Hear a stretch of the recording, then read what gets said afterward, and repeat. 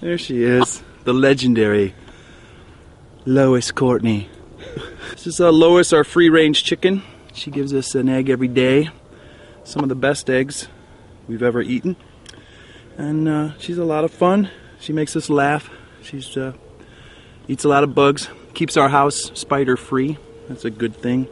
That's our watch chicken. You know, you people have watchdogs. We got a watch chicken.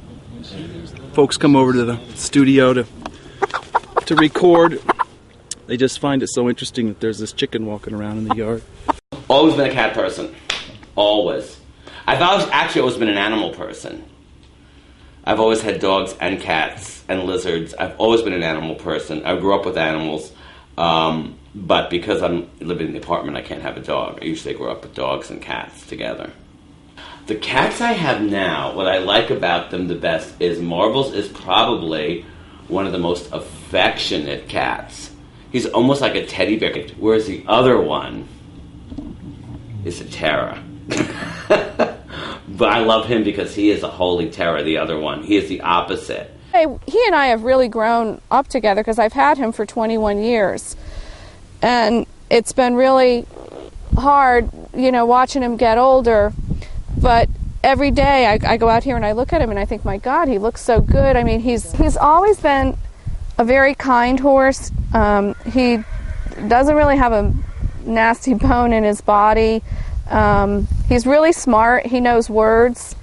He knows his name. He knows well, I don't know if he'll do it on camera. He probably won't. But if I ask him if he wants TREAT, he knows what that means and he shakes his head.